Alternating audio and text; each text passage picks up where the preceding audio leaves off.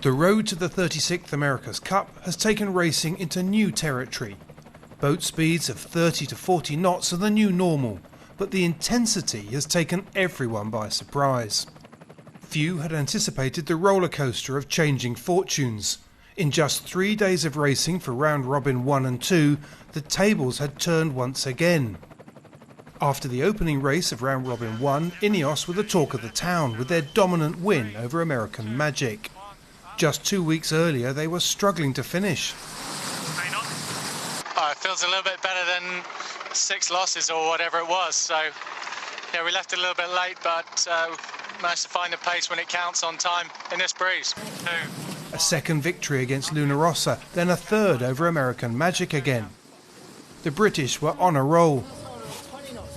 But so too was American Magic, in the opposite direction. After the America's Cup World Series, many saw them as the favourites in the Challenger camp.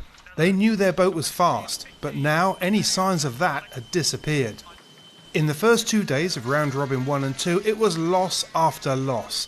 First to Ineos, then to Luna Rossa, before losing again to the British. Something had changed, but no one knew what. We got to just stay patient, trust in ourselves, trust in our team, which we do, and keep chipping along. There's a lot of meat left on this bone, so we're going to keep fighting. Meanwhile, Luna Rossa Prada Pirelli sat in the middle, confident in their light winds performance and building on their capabilities in stronger winds. Were the Italians the new Dayton? They've done a fantastic job, really. The boat was always with enough power to pump, to take off, so I'm very proud of the team today. With such dramatic change in fortunes on either side of them, it was hard to tell. Or perhaps both Luna Rossa and Ineos had stepped up a gear and left the Americans behind. And then, in the last race of round robin 2, drama. American Magic had found their feet. They were just one leg away from beating Luna Rossa, one leg away from a point, one key manoeuvre from restoring their form. 40 seconds before we tacked, it was blowing 12.5 knots of wind. And when we tacked to bear away, it was blowing 23.5 knots of wind.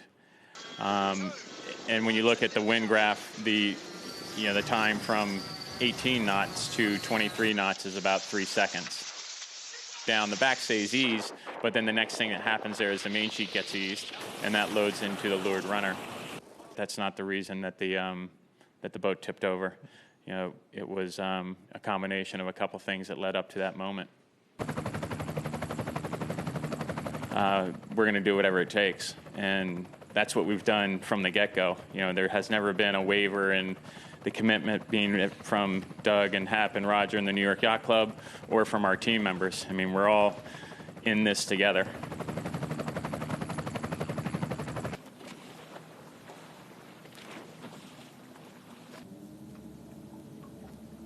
We're going 47 knots or something, and there's transverse structure inside the boat, and then there's a longitudinal structure. And so the boat, when you look at it in slow-mo, popped quite a wheelie. The leeward foil came out of the water, and we got a reasonable amount of bow altitude up. And when the boat slammed down, it's fine if it slams flat on its keel, but when you land on the side on the flat panel, basically the structure inside the yacht just guillotined the panel. In seriousness, it'll be a big effort to get the boat to go sailing for the semis, and we have a realistic timetable. We have great support from the Auckland maritime and boat building community to help us. We've had great support from all the teams. Everybody has offered up their services to get Patriot back on the water. I think what we're going to see over the next 8 to 10 days is the boat get rebuilt, and she might not come out of the shed as pretty, but she's going to come out of the shed, and we're going to get back into racing. The first round of the Prada Cup had left 2 teams in a race against each other, and one racing the clock.